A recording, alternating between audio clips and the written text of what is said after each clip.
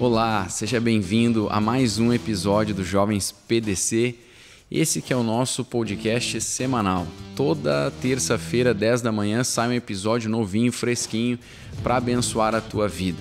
Sempre falamos de assuntos importantes, tanto da nossa vida cristã, da espiritualidade, da vida com Deus, como também de assuntos importantes na sociedade que trazem chaves, ferramentas para a tua vida diária. É sempre importante lembrar você de compartilhar aí com os teus contatos. Aquilo que tem abençoado a tua vida certamente vai abençoar tantas outras pessoas. Então envia aí esse episódio para os teus contatos, os teus amigos, coloca aí nas tuas redes sociais, comenta aí também. Importante isso para a gente saber como é que você está recebendo aí cada assunto abordado. Coloca aí o teu comentário, dá o teu like aí se te abençoou, se você curtiu, dá o teu like e envia aí para todo mundo, certo? Nesse episódio, nós tivemos ali na Igreja Encontros de Fé de Canoas, conversamos um pouquinho com o pastor Demian. Tenho certeza de que você será tremendamente abençoado. Fica aí com esse episódio, aumenta o volume e Deus te abençoe.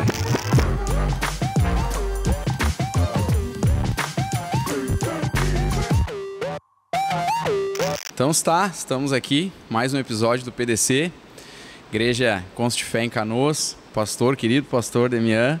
Temos uma história juntos, né, no início da minha caminhada na fé. Para mim é não só uma alegria, mas também, de certa forma, nostálgico, assim, tem algo sentimental, né?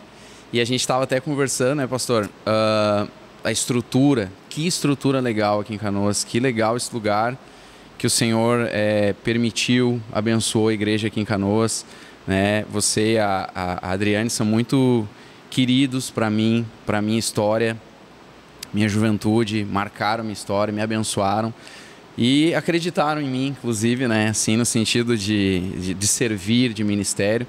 Pastor, eu estou muito feliz de estar aqui. Legal, Felipe. Também estou muito feliz. Obrigado pela oportunidade, o convite da gente estar participando desse podcast.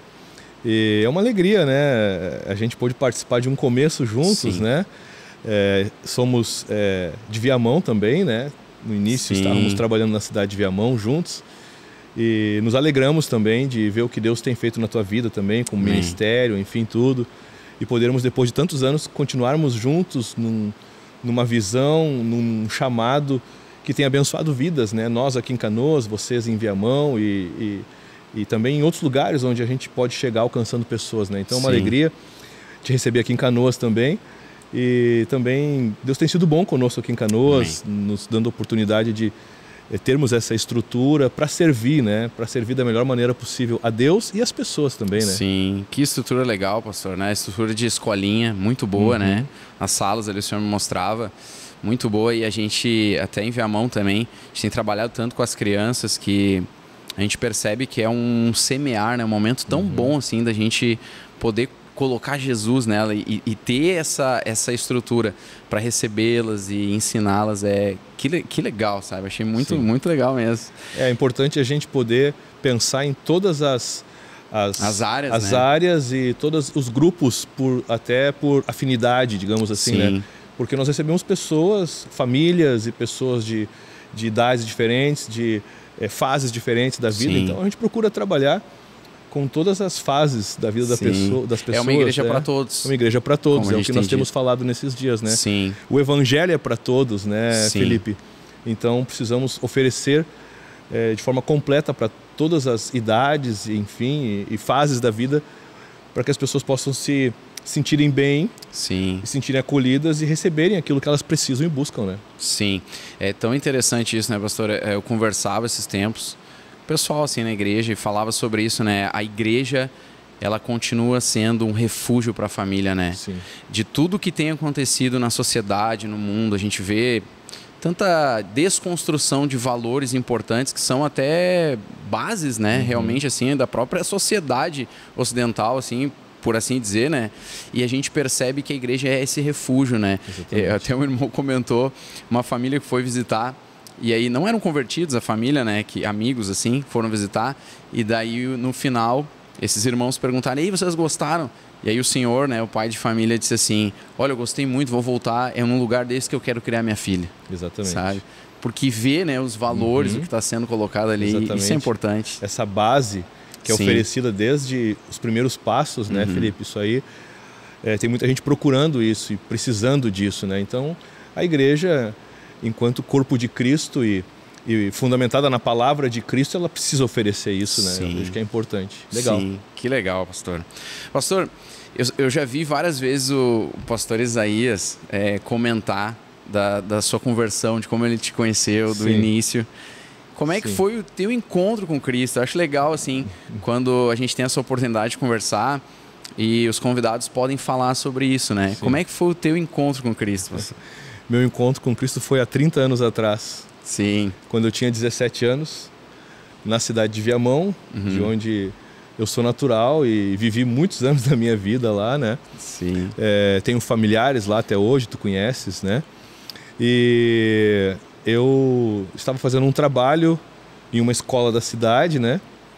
Eu já havia terminado o ensino médio e voltei no ano seguinte para fazer um trabalho na escola, até por uma questão de necessidade. E lá eu já conhecia a Adriane. Né? Eu já conhecia a Adriane de amizades ali da escola.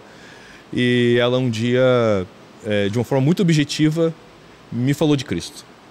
Me falou de Jesus e me convidou para ir num culto. Eu fui então no sábado com a família dela, né? Muito novo, né? Sim. Tudo muito diferente, né? A gente vem de uma outra experiência, digamos assim, né? Familiar, religiosa. Mas depois disso, eu fui levado em casa, uma carona, né? O pai da Adriane, que hoje é meu sogro, né? Sim. O Eugênio, tu conhece bem ele, Sim, a Sônia, né? a Sônia, E ele orou comigo naquele carro e eu entreguei meu coração para Cristo ali. Que legal. E ali eu entrei em casa já diferente. Eu entrei em casa já aos prantos, sentindo a presença de Deus no meu quarto. Passei a noite inteira naquele primeiro dia lendo a Bíblia e parecia que as palavras e os textos saltavam da Bíblia e vinham no meu coração. E ali eu comecei a minha caminhada com Cristo com 17 anos de idade. E somos muito gratos a Deus, né? Que legal. E olha que isso. importante. Olha que importante. A gente fala muito para jovens assim Sim. também, né? Olha que importante o que a Adriane fez ali, né? Ela foi ousada. Sim. Ela foi ousada. Ela me abordou.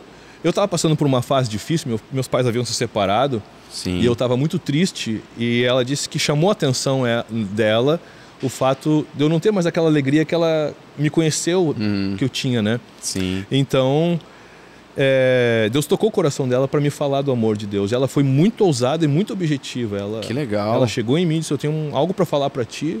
Sim. E foi um choque para mim no primeiro momento, mas realmente é o que tu está dizendo, a importância de realmente falarmos de um Cristo. jovem, né? Seja quem for, às vezes a gente olha uma pessoa e pensa, essa pessoa não vai ser receptiva, mas a gente não sabe o que Deus quer fazer na vida daquela pessoa, né, Felipe? Às vezes a gente julga, né? Cria um rótulo pela roupa, o jeito, enfim. Olha que legal a importância, né? Ela como jovem, né? Falar para um colega, falar de Jesus. Ela tinha 16 anos. Sim, que importante. Eu tenho falado com os jovens sobre Romanos ali, a Epístola de Romanos, né? E eu acho interessante que Paulo começa falando que ele era um apóstolo de Jesus, que foi chamado para uma missão. Eu falei para eles, porque ele diz assim, pregar o evangelho de Deus. Sim. Aí depois ele fala que evangelho é esse, né? O evangelho de seu filho, Jesus e tal, descendente de Davi, segundo a carne, filho de Deus pela ressurreição dos mortos. Eu acho interessante, eles dizem, eu tenho uma missão, né? Sim. E como é importante que os jovens, todos, né? Todas as classes, mas a gente fala muito a jovens, se despertem para isso, pastor, né? E falem, e a tua história, ela comprova a importância disso, né? Exatamente. Hoje eu estou aqui, Sim. servindo a Deus, depois aquela pessoa que me evangelizou se tornou minha esposa. Sim. Ganhou primeiro para Cristo, eu vou ganhar para ela. Boa, né? Mas hoje nós somos casados, agora em março, dia 30, completamos 27 anos de casados. Que legal. E servindo a Deus, né? O que seria da minha vida se o evangelho não tivesse entrado naquela fase, naquele momento da minha vida tão conflitante que eu vivia, né, Felipe? Então, realmente nós precisamos falar do evangelho. Paulo fala para Timóteo, prega, quer seja oportuno ou não, fala de Cristo, né? Amém. E pastor, quando é que depois assim desse tempo, né, passou a conversão, aí tem aquela familiaridade, a gente vai começando a ter com Cristo, com a comunhão com Deus, com a igreja. Quando é que surgiu assim no coração o entendimento de um chamado ministerial, Sim. pastoral, de serviço, assim? Como é que foi? Sim. Porque tem muitos jovens que perguntam assim, qual é meu chamado? Qual é a minha vocação? Como é que eu vou saber? Né? E a gente não tem uma receita de bolo, né? Mas tem alguns pilares, ou assim como se fossem, como se Deus colocasse alguns balizadores no caminho, né? Como é que foi isso para o senhor, assim? Na minha vida, Felipe, foi muito forte. Eu, desde o começo, tive convicção de que Deus tinha um chamado para mim. Tu vê, que legal. Eu, como eu relatei há pouco, eu aceitei Jesus, não foi num culto, né? Eu fui num culto, mas eu aceitei Jesus dentro de um carro. Sim. Né? E depois comecei a ler a Bíblia, comecei a desde os primeiros dias... Mergulhar mesmo, né? Comecei a mergulhar na Bíblia. Sim. E desde os primeiros dias eu pegava um caderno e tudo que eu lia e coisas que iam me chamando a atenção, já comecei a anotar. Que legal. Aquilo, Sim. Desde o começo, parece que Deus já havia marcado a minha vida para algo específico, né, para servir. Então eu já comecei a mergulhar na Bíblia. E nos primeiros cultos, eu sempre recebia muito de Deus, assim como recebo até hoje, né? Mas era o começo, o primeiro amor, tudo, como tu falaste antes, tudo novidade, digamos assim. E eu recebia muito de Deus nos cultos e eu, desde o começo, assim, admirava muito os pregadores. Sim. Eu achava sensacional, assim, um sermão, uma pregação, uma ministração. Eu era tocado pela palavra, mas ao mesmo tempo eu ficava ali maravilhado, dizendo que coisa fantástica que é poder transmitir, ensinar, poder semear algo de Deus, entender a palavra e pregar ela. Então, desde o início, dos primeiros dias assim, da minha conversão, eu já sentia isso, né? Eu já sentia. Depois eu comecei ajudando no louvor, nós éramos músicos também, eu e a Adriane, né? Começamos ajudando no louvor. Enfim, e a cada dia que foi passando eu fui tendo mais clareza, mais certeza. Até o dia que eu me lembro que o pastor pediu para eu pregar numa reunião de jovens. Era como que um grupo de crescimento de jovens, assim, devia ter uns 10, 12 jovens ali. E eu passei a semana inteira se preparando. Preguei Apocalipse 3:20. Olha Eis só. que eu estou à porta e bato, nunca mais vou esquecer. Sim. E eu preparei uma mensagem que eu achei que eu ia ministrar por 1 hora e eu preguei 15 minutos e acabou. Mas no começo é normal, no começo né? É normal, né? Sim. Não sei se aconteceu contigo. Claro, tem a história do Billy Graham, né? Ele falou que tinha 7 sermões, pregou 7 em 15 minutos. Em 15 minutos, né? Então, e a partir daí eu fui sentindo realmente um desejo de me aplicar no estudo da Escritura, em servir, em andar junto com os pastores e com os servos de Deus para Isso é uma aprender, coisa importante, né? pastor. Isso é uma chave também, né? Verdade. Esse abrir o coração para os relacionamentos, para servir, para estar junto, para aprender. A gente às vezes tem assim alguns encontros meio inusitados assim com pessoas que a impressão que dá assim que a pessoa não está aberta para aprender, né? Ela quer servir até, mas tipo é como se não, eu já sei, né? Deixa comigo, né? E isso acaba fechando portas ao invés de abrir e de ter aquele coração. É uma chave ter esse coração aberto, ter relacionamento, aprender, né? Quando a gente olha para Jesus e os discípulos, né, Felipe? Foi o que ele fez, né? Ele chamou 12 discípulos para andar com ele por 3 anos. Verdade. Eles andaram ao lado de Jesus. Essa foi a escola deles, né? E que escola, né? Escola, né? Então, eles aprenderam com Cristo ali no dia a dia, no secreto, no público, né? E eu vejo que isso é muito importante hoje para quem sente um chamado também, andar perto dos seus líderes. Andar perto do seu líder de jovens, do seu pastor, ter uma comunhão, estar aberto para ouvir. Não é que nós vamos imitar as pessoas, não é que nós vamos imitar. Embora Paulo diz para Timóteo, na questão do procedimento, do proceder, que ele devia ser imitador, né? E não só para Timóteo, mas para as igrejas também, né? Mas receber, aprender...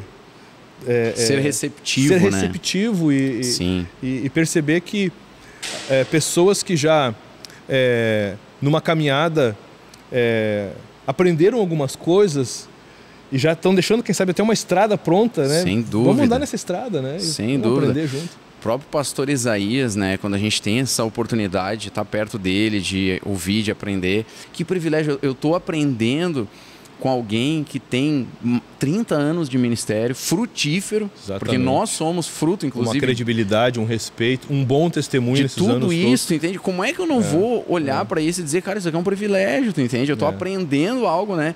Então, como que às vezes as pessoas não conseguem enxergar isso, né? Exato. Mas isso é uma chave, é importante. É uma isso, chave. né? Eu me lembro quando eu procurei o pastor Isaías pela primeira vez, nós já estávamos indo em alguns cultos. Ele sempre fala, né? Ele conta, né? E eu procurei ele.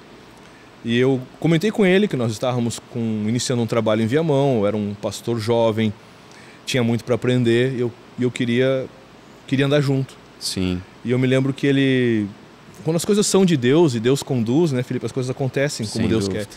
E ele disse, não, legal que tu veio me procurar, vamos almoçar amanhã. No outro dia eu já almocei com ele. Uhum. Eu conheci ele numa quarta-feira, antes de um culto à tarde no Teatro Presidente. Uhum. Isso foi no ano 2000, foi lá por julho de 2000, por aí. Sim. Eu conheci ele pessoalmente, já conhecia, né? Mas pessoalmente, primeira vez que eu tive contato com ele foi numa quarta-feira antes do culto. E no outro dia eu estava almoçando com ele. Uhum.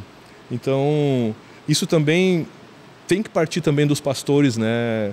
Se abrir, né? Se abrir para investir naquelas pessoas Sim. que desejam. É uma coisa que a gente tem procurado notar, aquelas pessoas que têm um coração em servir, possivelmente um chamado, e investir, chamar para andar junto, ter comunhão. Interessante. Porque isso importante. incentiva e também traz um agregar fantástico. Sem dúvida, né? é importante, né? Pastor, eu também esses dias ouvi, acho que foi no congresso, o pastor Isaías citando que você assumiu uma igreja com 26 anos. Foi 26 anos? Ou até antes? Mais ou menos 26 anos eu assumi. Antes eu já até estava ajudando no Teatro Presidente com os jovens. Sim. Mas com 26 anos eu assumi Alvorada. Assumiu uma cidade. Uma cidade. Uma igreja. Sim. Presbítero. Sim, sim. De uma cidade, que foi Alvorada. Nós começamos... Sim. Nessa época eu ajudava com os jovens no teatro. E havia um sopão em Alvorada, uma obra social. E o pastor Isaías, dá uma olhada lá. Vamos ouvir Deus sobre Alvorada. E aí começamos a pregar no sopão. E Deus começou a abençoar e começou a crescer num lugar bem precário, na Lagoa do Cocão. Sim. E em seguida, eu acho que em um ano mais ou menos, nós alugamos um salão numa avenida lá na Tiradentes, que até bem pouco tempo atrás era a sede ainda de Alvorada. E realmente foi muito forte. Quando o pastor Isaías foi na inauguração, devia ter umas 600 pessoas mais ou menos. Que legal. Olha só que legal. E ali com 26 anos nós começamos a pastorear aquela cidade ali. Sim, isso é uma coisa que eu acho interessante também. As pessoas veem as estruturas das igrejas hoje, que são muito boas, a gente estava comentando isso, como Deus tem sido bom, mas elas não conhecem a história por trás, né? O pastor Paulo uma vez falou lá de Viamão, alguém comentou isso, um comentário infeliz, né? Tipo assim, vocês não, como é que é? Vocês não sujam os pés no barro mais, falaram algo assim, né? Ou vocês não sujam os pés no barro. Daí o pastor falou, cara, se tu olhar a história que a gente tem, né, desses sopões, das cruzadas, de ir, de ministrar em vidas, de visitar as pessoas, Sim. um trabalho que até hoje nós fazemos, até hoje não é uma continua coisa sendo que feito. ficou lá atrás, até hoje Sim. nós continuamos com as cruzadas, fazendo visitas, indo na casa das pessoas.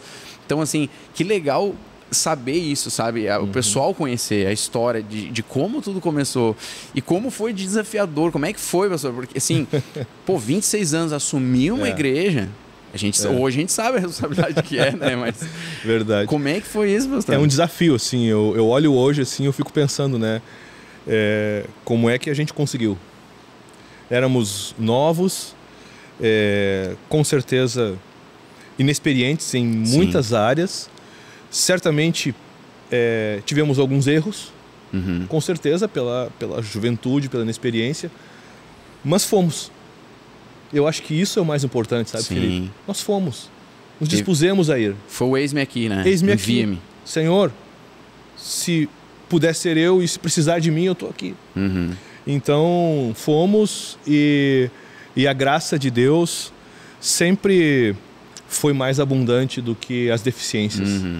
Nós sempre tivemos um coração em servir, sempre tivemos um coração disposto para aprender, reconhecendo quando a gente erra. Muitas vezes entrei na sala do pastor Isaías e ele me disse, Demian, não faz assim, mas faz assim, vai por aqui, vai por ali, né? Estamos juntos aí e Deus abençoou. Amém. Deus abençoou, pela bondade de Deus, a igreja se manteve, cresceu, estou falando daquela época inicial, né? Sim. Foram formados obreiros, foram formados pastores, enfim, que estão até hoje servindo na localidade, outros estão em outras localidades. Enfim, então, o importante é a gente ter uma disposição em fazer, em servir e uma disposição em ouvir também, né? Amém. Confiar em Deus, né? Assim, que nem o senhor falou, disse o eis-me aqui, mas dependeu de Deus, né? Sem dúvida. Dependeu de Deus. E isso, apesar... E isso tem que se manter até hoje, Sim. né? Mesmo depois de alguns anos... Mesmo coração, né? Mesmo coração, mesmo com uma certa experiência, a gente ainda precisa depender de Deus a cada dia e vai ser assim até o fim, Sim. né? A experiência ajuda, né? E assim, até pela questão da ansiedade. Eu acho que... Sim. Uma das coisas que eu acho que a experiência mais nos ajuda é em controlar aquela ansiedade, né? Assim, então, tu já fica um pouco mais tranquilo, tu não fica tão ansioso.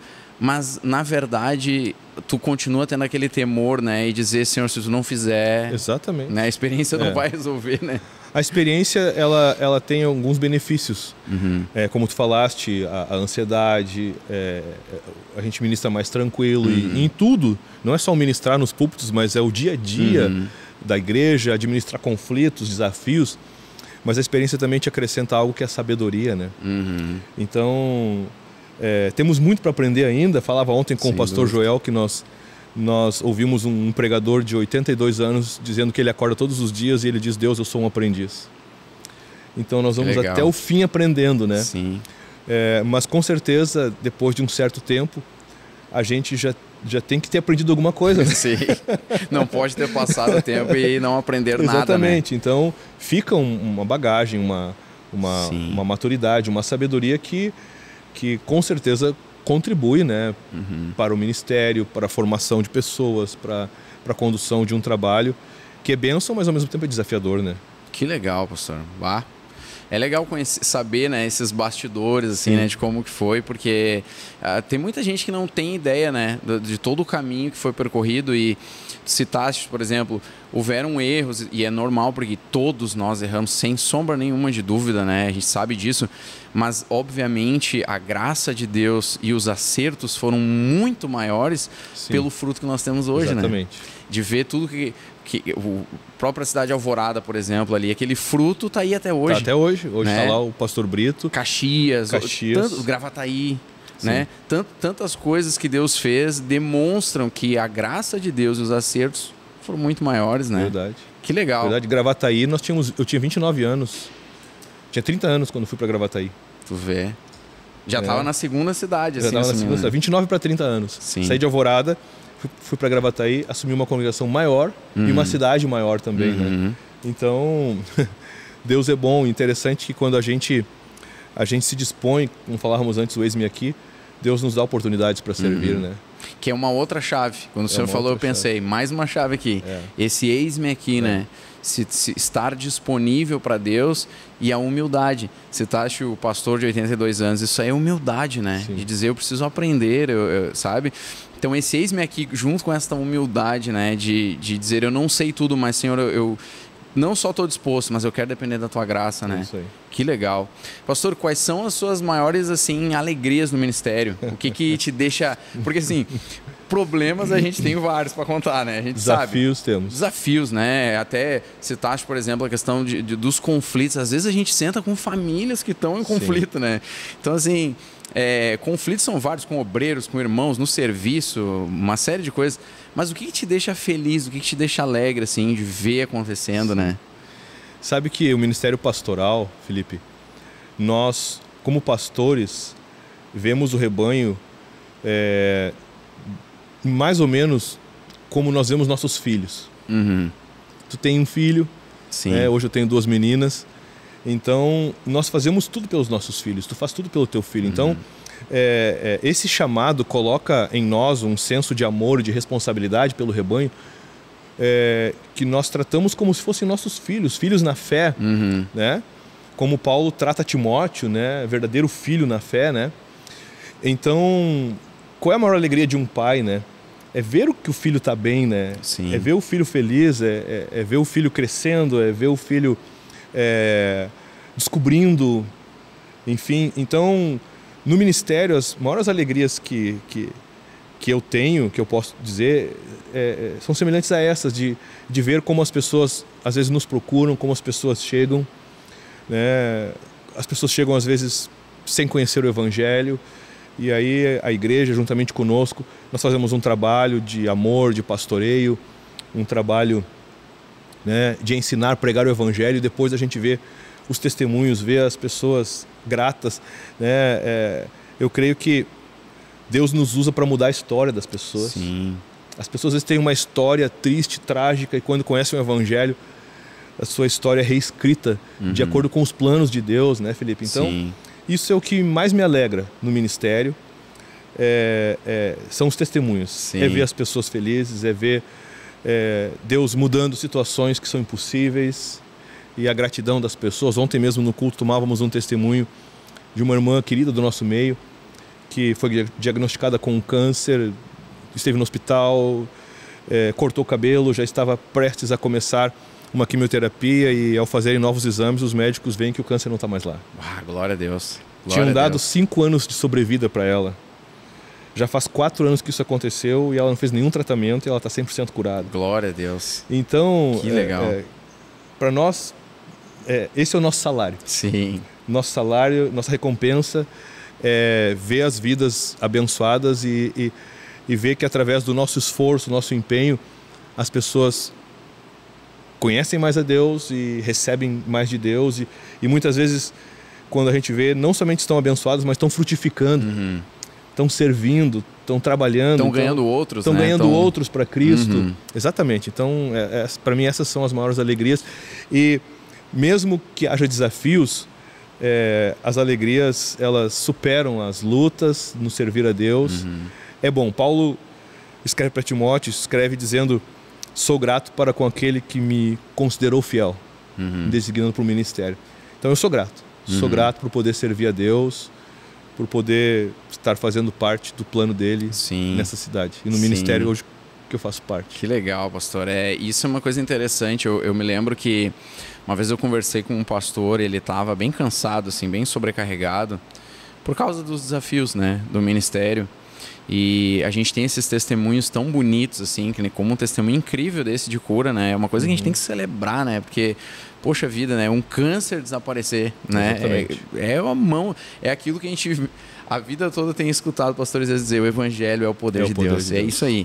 E a gente vê isso na prática, mas volta e meia você investe em pessoas, você tem todo ali um trabalho, às vezes de anos, às vezes uma década investindo, e daqui a pouco toma uma bola nas costas, né? e essas coisas desanimam um pouco, né? Porque, poxa, investi e tal.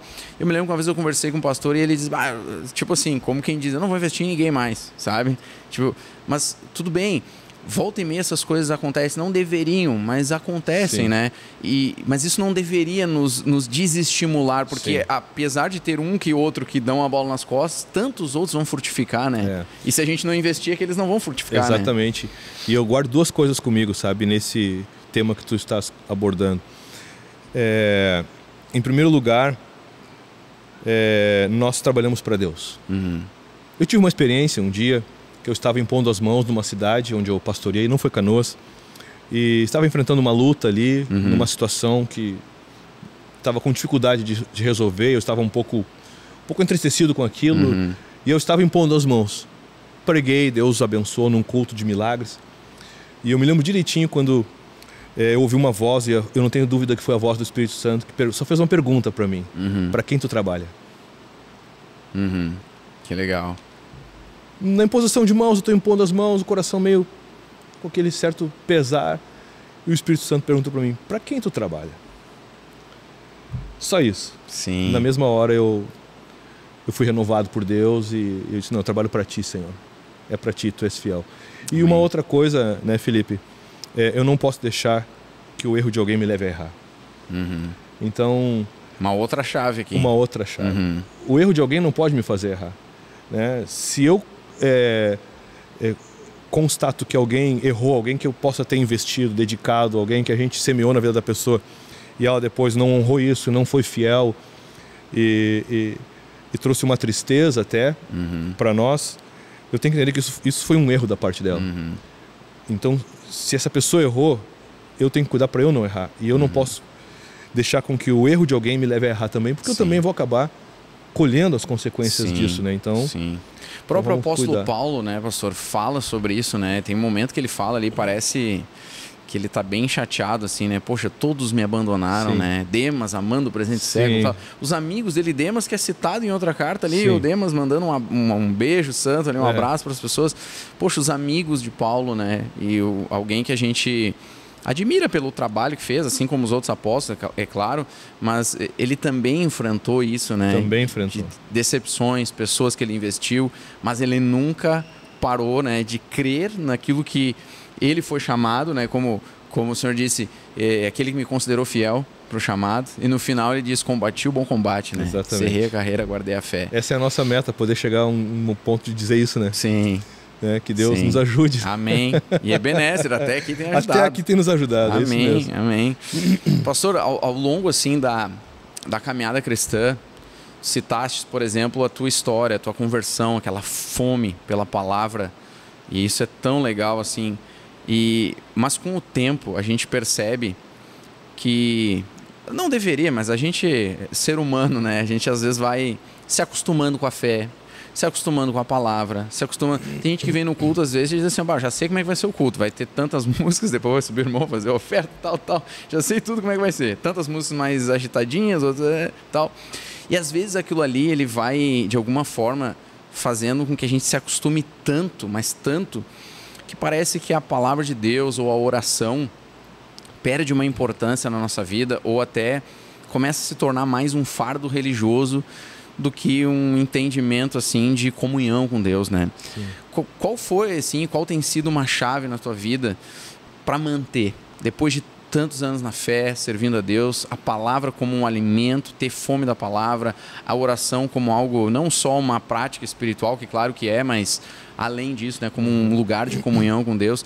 O que tu diria, assim, né? E a gente vê jovens também, né, irmãos, que questionam isso ou perguntam como fazer isso, né? Se tornar algo prático e vivo na nossa vida. Manter essa chama acesa. Fome, essa chama, né?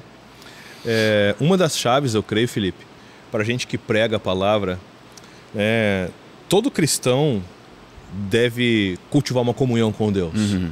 É um privilégio, em primeiro lugar, né? Sim. O véu foi rasgado, diz em Hebreus, né? É um caminho novo e vivo, né? Que nós temos acesso à presença de Deus. Sim. Em primeiro lugar, todo cristão maduro que entende isso, valoriza isso, né? Uhum. Então, se eu tenho acesso a essa comunhão com Deus, por que eu não vou desfrutar disso? Por que eu não vou ser privilegiado? O homem tinha acesso a isso lá no Éden, mas foi expulso do Éden, da presença de Deus, por causa do pecado. Sim. E em Cristo isso é devolvido. Sim. Na nova aliança, por meio de Cristo, isso é devolvido. Então é um privilégio, né? Mas uma chave, falando assim de quem prega, eu busco a palavra de Deus e eu medito, eu estudo, não para pregar. Isso é uma chave. Eu medito porque eu preciso receber de Deus e eu quero me alimentar de Deus e da sua palavra. E dessa comunhão surgem as mensagens. Então, eu costumo dizer que antes de pregar aqui para a igreja e para os irmãos, Deus já pregou para mim. Sim, sim. Ele nos empresta, né, o sermão. Ele nos empresta o sermão. Primeiro, eu fui o primeiro a ouvir. Quando a gente traz uma mensagem, a gente compartilha, eu fui o primeiro a escutar, fui o primeiro a ouvir. Entendeu? Então, dessa maneira, eu vou estar sempre recebendo um pãozinho novo de Deus, né? Porque se tem muita coisa aí congelada, digamos assim, né? Sim, pré-pronta, né? Muito fast food.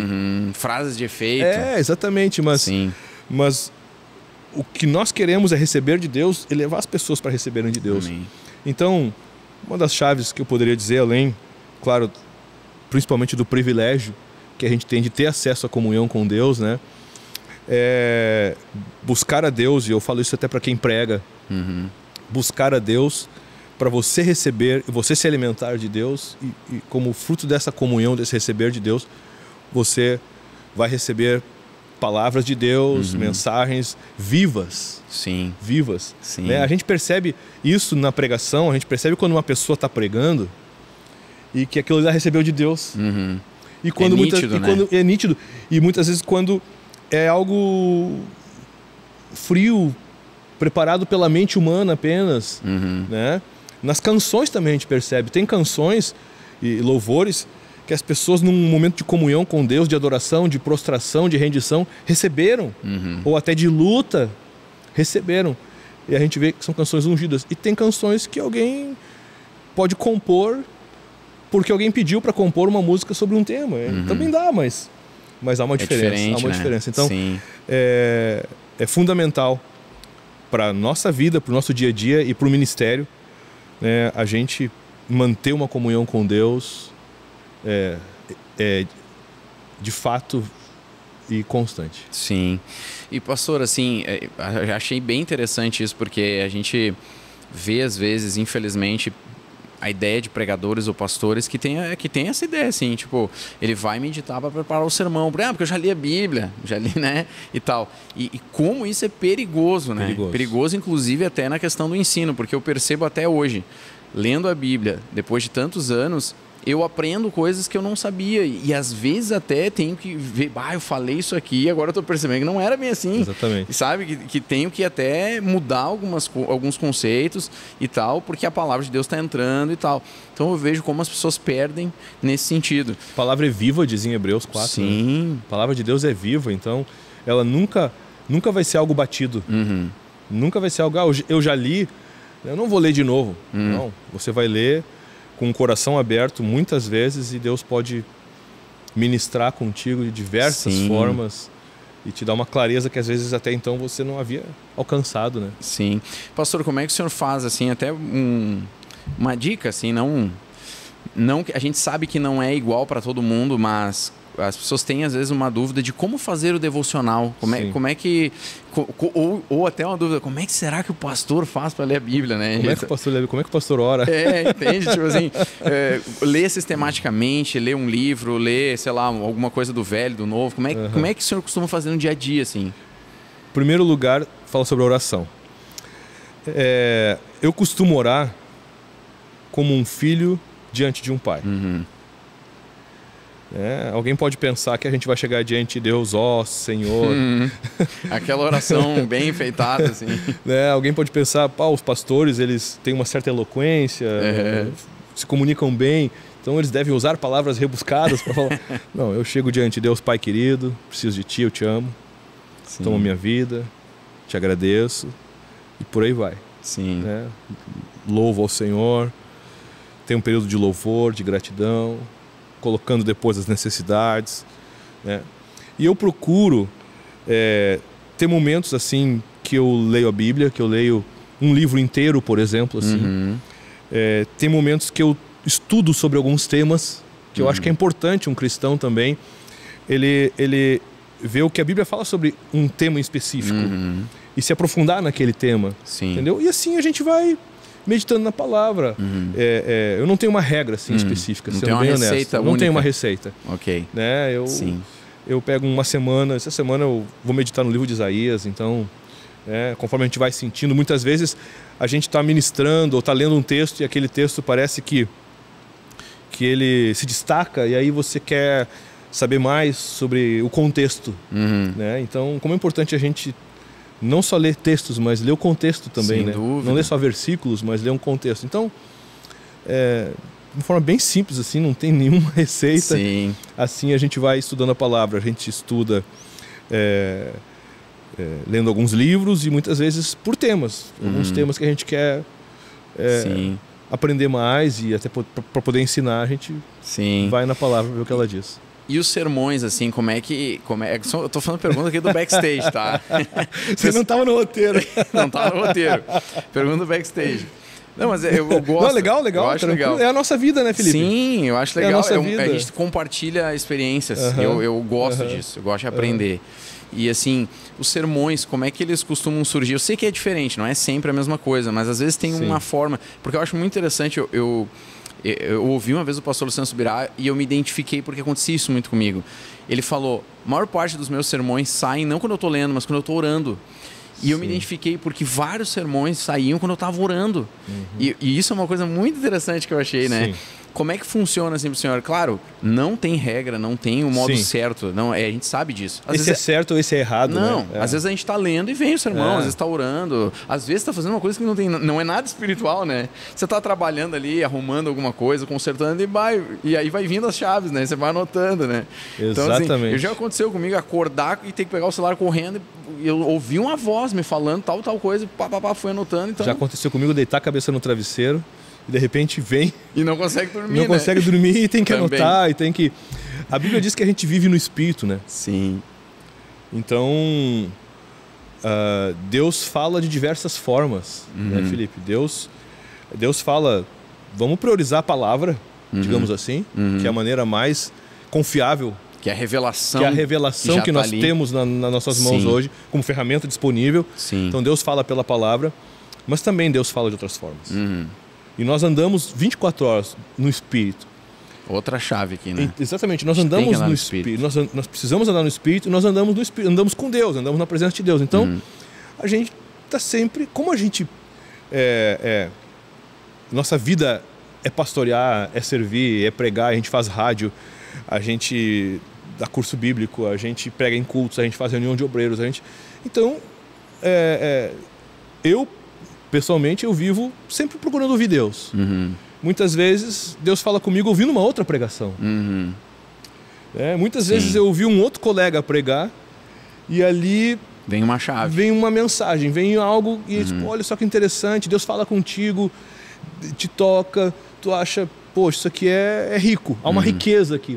Muitas vezes através de uma canção, muitas vezes através de uma situação que de repente tu está enfrentando e de repente naquela situação Deus te dá uma palavra para aquela situação e tu já pega aquele gancho e diz, olha só que pregação que vai dar aqui.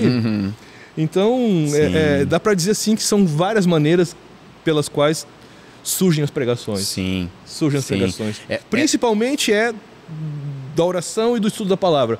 Mas também tem todos esses meios, como tu mesmo falou, às vezes tu está fazendo uma coisa, dirigindo, e de repente, é porque a gente anda no Espírito, né? Sim. Isso é uma coisa interessante, pastor, porque as pessoas, quando a gente fala de andar no Espírito, algumas pessoas, claro que a gente já ensinou várias vezes isso, mas algumas pessoas ainda têm uma ideia de algo assim, nossa, isso está muito longe de mim, é algo inalcançável, como se nós fôssemos, sei lá, santos que foram, sei lá, estão flutuando nas nuvens, algo totalmente fora da realidade, né? Como é que a gente pode traduzir de forma bem simples assim para as pessoas esse andar no Espírito, esse andar conectado com Deus, né? Eu ouvindo o senhor falar também, volta e meia, vou deitar a cabeça no travesseiro e quem disse que eu consigo dormir? Começa a ferver assim, aí tu vai anotando e quando vê, vai embora, né? Quando vê 2 da manhã, tu tá ali. Ou quando chega do culto à noite, a adrenalina não baixa, né? Tu tá com a adrenalina alta, assim, às vezes com culto, ministração da presença de Deus, imposição de mãos, e as pessoas não imaginam que isso acontece. Muitas vezes a gente termina uma mensagem e pensa assim, dá para continuar. Parte 2. Parte 2. Semana que vem eu vou continuar esse assunto aí, porque aí continuam, né? A palavra de Deus é muito rica, né? Muito rica. Aí continuam vindo textos que o Espírito Santo vivifica no teu coração, que tu conhece. Então por isso que também é importante guardar a palavra no coração, né? Mas sobre o andar no Espírito, de uma forma bem simples, nós somos templo do Espírito, Felipe. Então cada pessoa que todo cristão é templo do Espírito. Então eu tenho que lembrar disso, eu não posso me esquecer disso. Onde quer que eu vá, o Espírito Santo habita em nós, habita em mim. Então o andar no Espírito é, em primeiro lugar, tu reconhecer que o Espírito habita em ti e tu andar nessa comunhão. Ou seja, se o Espírito habita em mim, então eu posso estar orando no Espírito o dia inteiro, eu posso estar falando com Deus o dia inteiro, eu posso estar ouvindo a voz de Deus o dia inteiro. Eu posso estar o tempo todo, eu posso estar adorando a Deus. Em João 4 diz que Deus procura adoradores que o adorem em espírito e em verdade. Então não é num lugar como a mulher samaritana pensava que era. É aqui ou em Jerusalém? Ela perguntou. Não é geográfico. Não é geográfico. É dentro de cada um de nós, né? Então a gente vem a um culto, a gente recebe de Deus, é bênção, mas quando a gente vai para casa, continua, porque a gente carrega o Espírito Santo com a gente. Né? Então, Isso é uma coisa legal, viu o pastor Isaías comentando, acho que foi naquela reunião que nós tivemos, ou foi na rádio, em algum lugar eu ouvi ele comentando, que ele falou de um pregador que orava antes e orava depois da ministração. Sim. E ele disse, olha que interessante, eu também faço isso. Ele falou, né? Isso é uma coisa legal, porque as pessoas não imaginam como que é até essa parte. Porque quando as pessoas imaginam assim, o que é a vida de um pastor, eles acham que é só pregar, que a gente só prega, né? O que na verdade, sei lá, é 30%, 20%. Passa o resto do dia sentado no sofá. Como se a gente trabalha e trabalha bastante. Graças a Deus, é uma coisa ótima. É trabalhar para o Senhor, né? Ouvi um pastor uma vez falou, eu prefiro dormir cansado do que dormir frustrado. E é verdade. Às vezes a gente deita na cama cansado, né? Mas foi um dia assim reconfortante no sentido de eu trabalhei muito, foi frutífero, coisa boa isso, né? Então, às vezes a gente sai de uma ministração, chega em casa, ou até no caminho, no carro, tu vai ali agradecendo a Deus, orando, dizendo, Senhor, muito obrigado hoje, tua presença, o Senhor esteve comigo ali e tal. As pessoas nem imaginam isso, né? Nem imaginam. Né? E isso é andar no Espírito, essa ligação. Uma outra coisa, que nem a gente falou da oração, tem a oração no quarto, a oração no quarto, que eu digo, algum lugar específico, mas, que nem o senhor disse, o dia todo está conectado com Deus. E a gente tem que aprender essas nuances. Que não tem só oração no quarto, ela é importante, ou em algum lugar. Mas tu pode estar conectado no ônibus, no carro, né, no dia a dia, trabalhando, né? E a gente ir intercalando isso ao longo do dia. Exatamente. E isso é uma chave também, É uma chave, é um privilégio, né, Felipe? Sim. É um privilégio a gente poder viver com o Senhor ao nosso lado, no nosso interior, habitando em nós o tempo todo, né? Sim, e coisa boa ouvir a voz de Deus, né? Ouvir a voz de Deus, nos sentirmos cuidados, tipo assim, o Senhor está comigo. Sim. Às vezes os dias são difíceis, mas não, o Senhor está conosco, né? Sim. Então, isso é importante, é um privilégio e a gente tem que valorizar isso. Agora, isso não significa, como estava colocando aqui, que eu não deva, em alguns momentos, tirar um tempo exclusivo para Deus. Porque também Deus merece isso. E a gente precisa, às vezes, desligar de tudo. Por isso que Jesus faz menção sobre isso, sobre a oração em secreto com Deus, porque realmente Deus merece um tempo de exclusividade nossa também, né? Então, por isso que nós incentivamos o congregar também, porque a pessoa... Ninguém tem tempo sobrando hoje em dia. Vamos falar a verdade. Ninguém tem tempo sobrando. Então, a pessoa para orar, ela vai ter que abrir mão de alguma coisa. A pessoa para ler a Bíblia vai ter que abrir mão de alguma coisa. A pessoa para vir num culto vai ter que abrir mão de alguma coisa. Então, e esse abrir mão é uma demonstração de quem Deus é para aquela pessoa, né? Que Ele é o mais importante, que Ele é prioridade, e isso agrada a Deus, e isso traz uma intimidade maior com Deus. Então, sim. Por isso que também é importante. Que legal, pastor. Uma outra pergunta a respeito ainda dessa questão, voltando à questão devocional. Claro que a Bíblia, nada se compara à Escritura, né? Mas como literatura, assim, que autor ou livros que impactaram a tua vida, que tu recomendaria para as pessoas, né? Assim, olha, esse livro aqui foi importante, foi bom. Sim. Porque as pessoas também nos perguntam sobre isso, né? Poxa, eu tô lendo a Bíblia, mas eu gostaria de ler algum outro livro, ou tem assuntos que elas têm dúvidas, né? A gente falou que, por exemplo, de vida no espírito, né? É um tema vasto, né? E que as pessoas às vezes têm dúvida. Que literatura, ou autor, ou algum livro específico, assim, impactou a tua vida e tu poderia me recomendar, né? Eu separaria em 2 grupos. Tá. Aquele grupo de livros que a gente lê que são bons, que vale a pena ler, que sempre agrega, sempre acrescenta. E aqueles livros, como tu falou, que impactaram. Alguns livros impactaram a minha vida no começo da minha conversão. Sim. Eu nunca vou esquecer o livro que mais impactou a minha vida, até eu acho por causa do chamado, foi Heróis da Fé, de Boyer. Legal. Orlando Boyer. Sim. Eu acho que quase todo pastor ou pregador já leu a história dos... E aí tu tem ali Hudson Taylor, tu tem Moody, tu tem Jonathan Edwards, tu tem Finney, tu tem Spurgeon, tu tem uma série dos heróis da fé. Só gigante na fé, Só gigantes de homens que deram sua vida pelo Evangelho. Alguns morreram precocemente, servindo a Deus. Então... Logo no início da minha conversão, um dos livros que me impactou muito foi... Eu acho que eu li umas 2 vezes, assim, todo o Heróis da Fé. Tenho até hoje guardado um exemplar velhinho já do Heróis da Fé. Aí depois tiveram outros livros, né? Um dos livros que me impactou muito foi Por que Tarda o Pleno Avivamento, de Leonard Ravenhill. Sim. Eu acho que é um livro fantástico, é um clássico, né? Sobre santidade, sobre busca, sobre fome de Deus, oração, né? Mas também a gente leu muito Atmani também, né? Pastor Paulo, nosso lá, o nosso Paulo, porque tem o pastor Paulo Figueiró, né? Então o nosso pastor Paulo Gans, ela gosta muito do Atmani, lê muito Atmani. Um dos livros do Atmani que me impactou foi Autoridade Espiritual, que ele explica de uma forma muito profunda assim, a questão da autoridade, sobre o respeitar, o honrar a autoridade de forma bíblica. Eu poderia citar outros também ao longo dos anos aí. Sim. Bom Dia Espírito Santo do Benny Hinn. Sim. É um Isso livro... aí virou uma chave, né? Esse livro virou uma chave, virou né? uma chave. Né? Foi uma experiência que ele teve com Deus, né? Uma experiência que um dia ele acordou e disse Bom Dia Espírito Santo e o céu abriu, né? Sim. E dali para frente ele relata no livro o que ele aconteceu e como aquilo impactou a vida dele e o ministério, o chamado dele. E por aí vai, né? Muitos outros livros, tem muitos escritores muito bons, né? Sim. O próprio John Bevere escreve muito bem sobre alguns temas interessantes.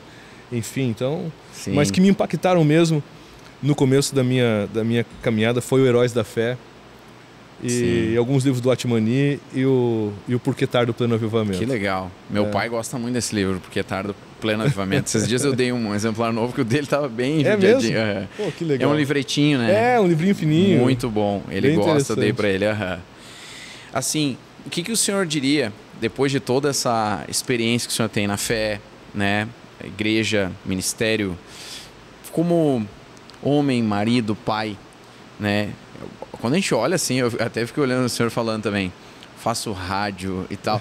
Olha a experiência que a fé, que a igreja, ministério, o próprio pastor Isaías e o Ministério Encontros de Fé nos deu. Eu fico olhando para isso, eu fiquei pensando no que o senhor falou. Sim.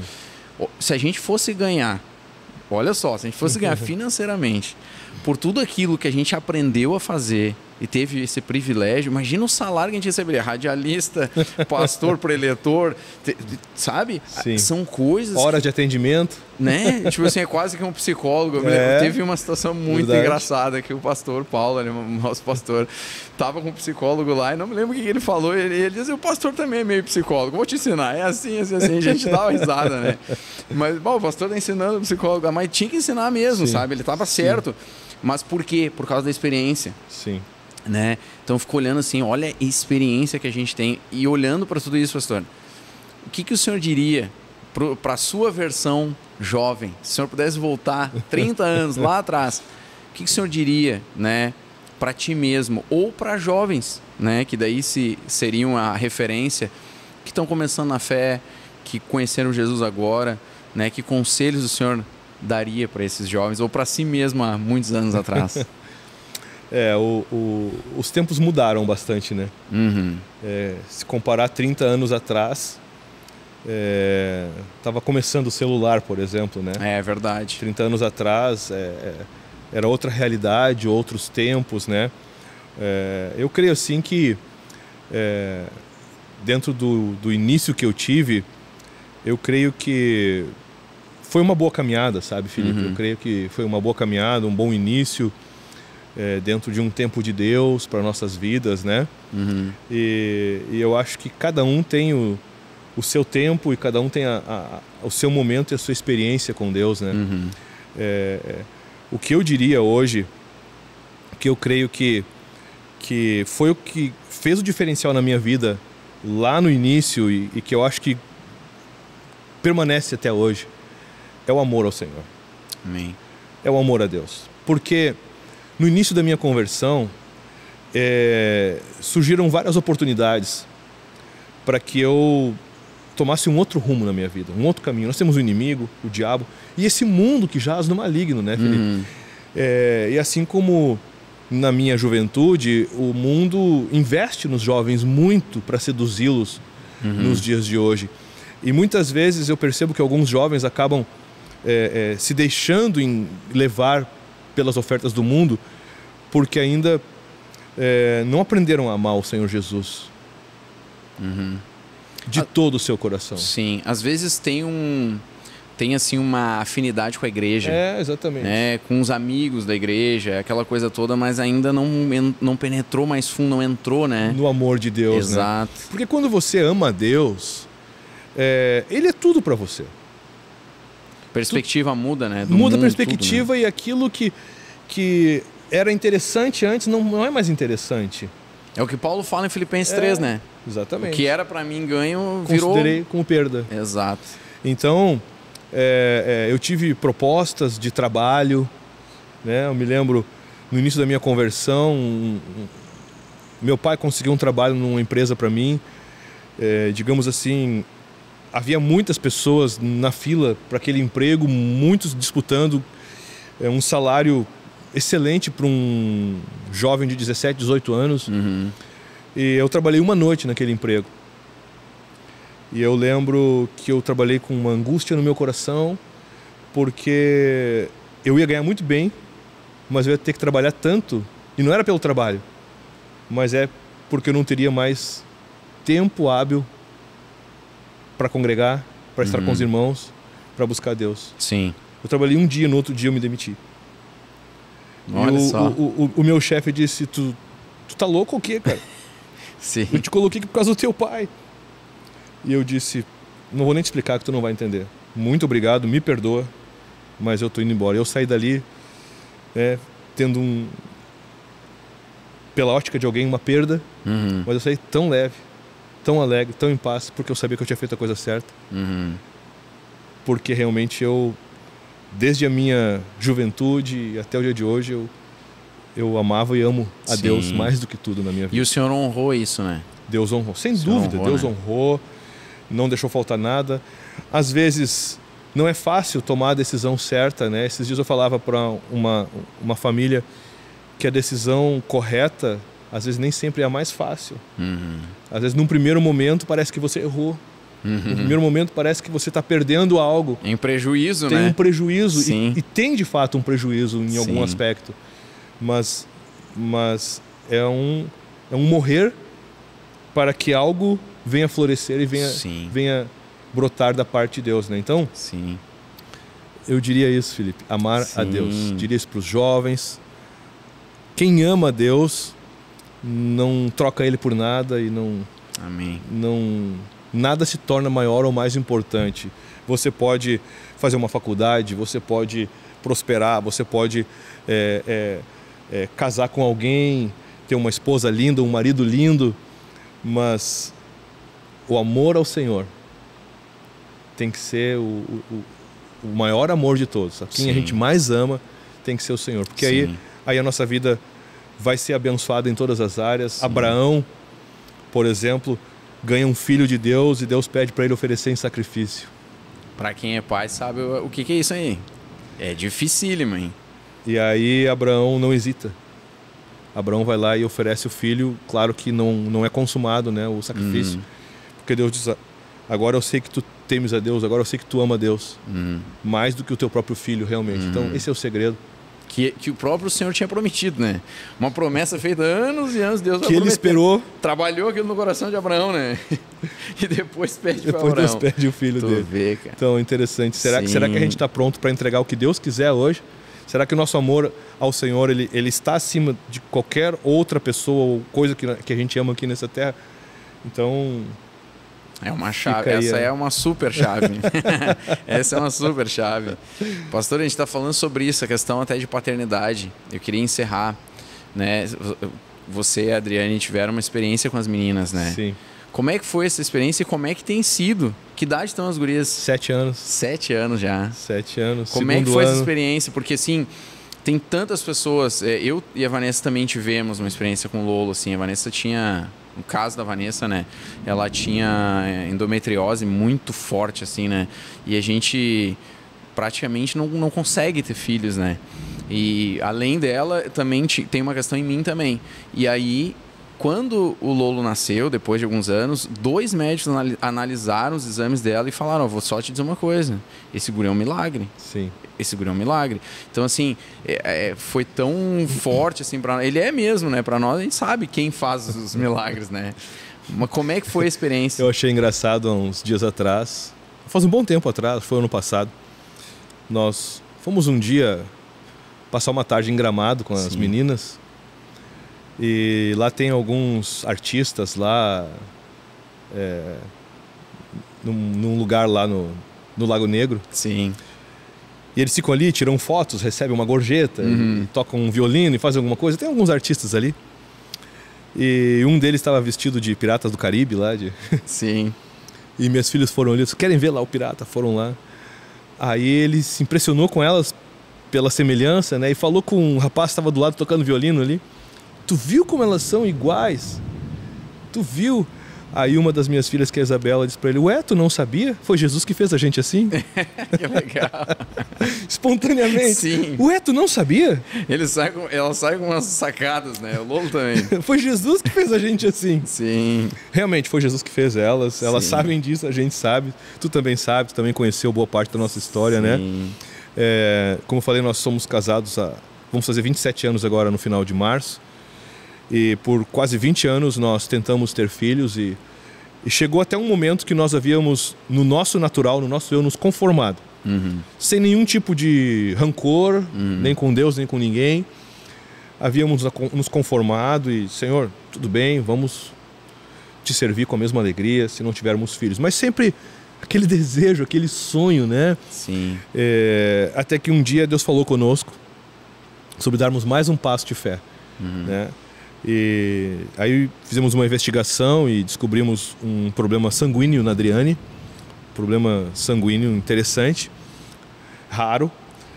E o médico nos disse: olha, tem um tratamento, ele é meio doloroso, né? Implicava em tomar uma injeção por dia durante toda a gravidez, e um pouco antes e um pouco depois do parto ainda. Sim.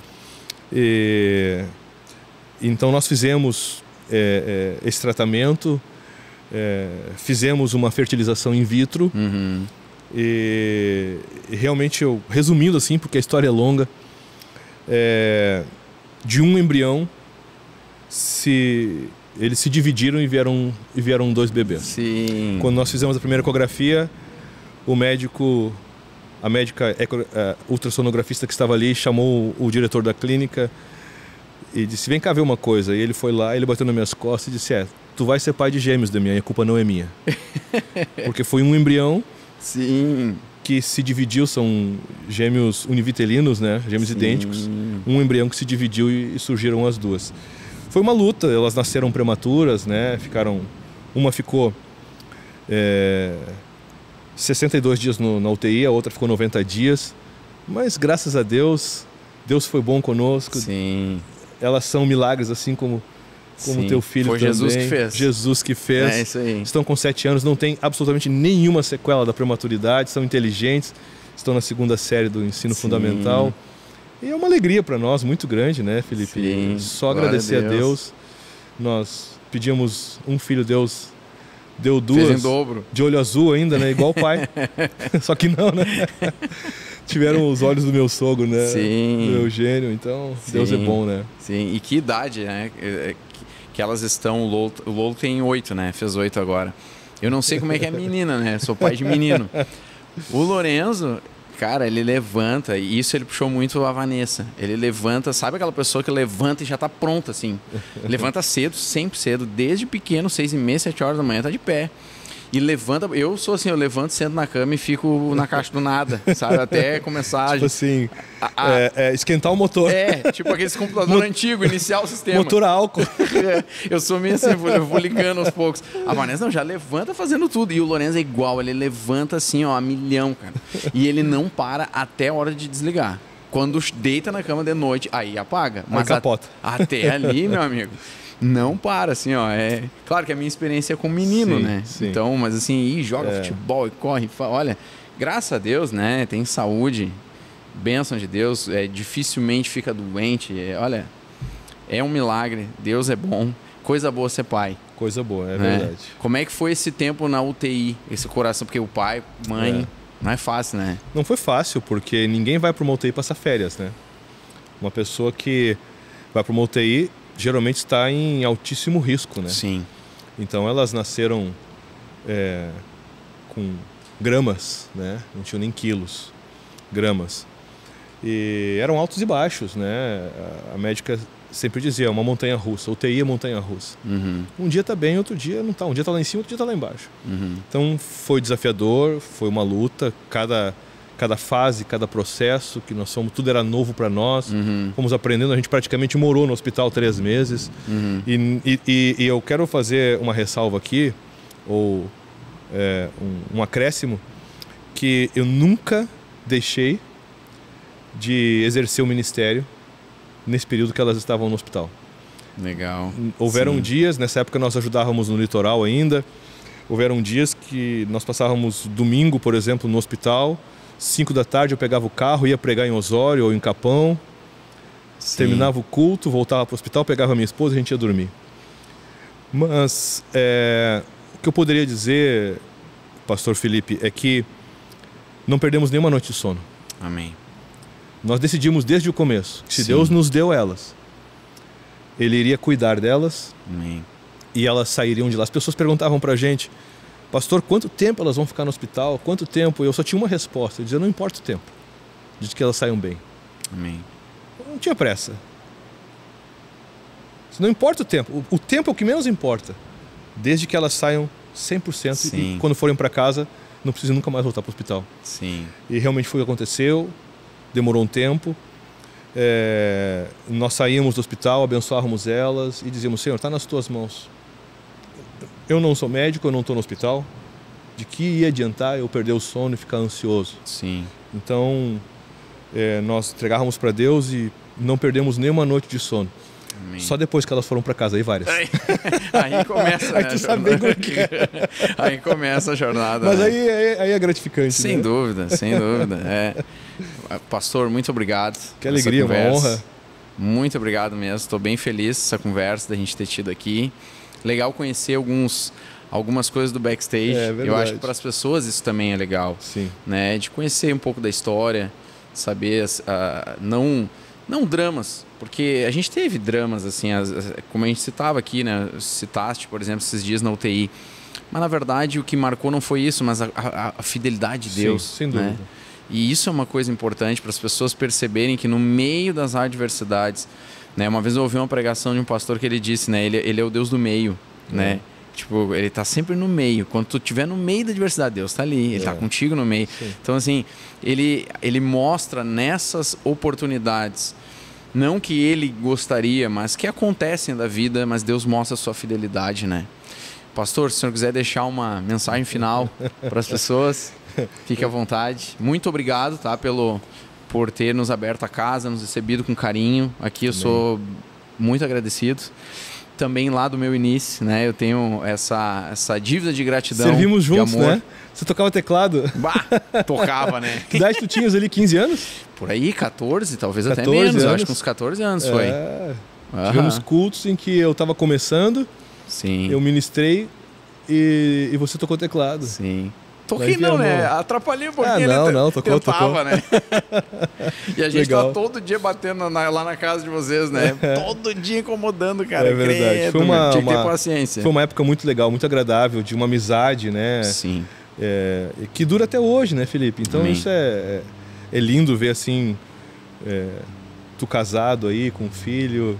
Amém. Abençoado, a gente pode estar junto aqui batendo esse papo. E eu também quero agradecer a oportunidade. Bem-vindo sempre que quiser, tá em casa aqui, tá? Amém. Que Deus Obrigado, abençoe pastor. teu ministério, tua vida, e estamos aí para servir. Que Deus abençoe aqueles que vão nos assistir, que vão acompanhar. Sim. E que Deus cumpra o plano dele na vida de cada um. Amém. Em nome de Jesus. Amém. Obrigado, pastor. Muito obrigado mesmo. Pessoal, tenho certeza de que você foi abençoado aí com esse episódio. Compartilhe com os teus contatos, envia para todo mundo.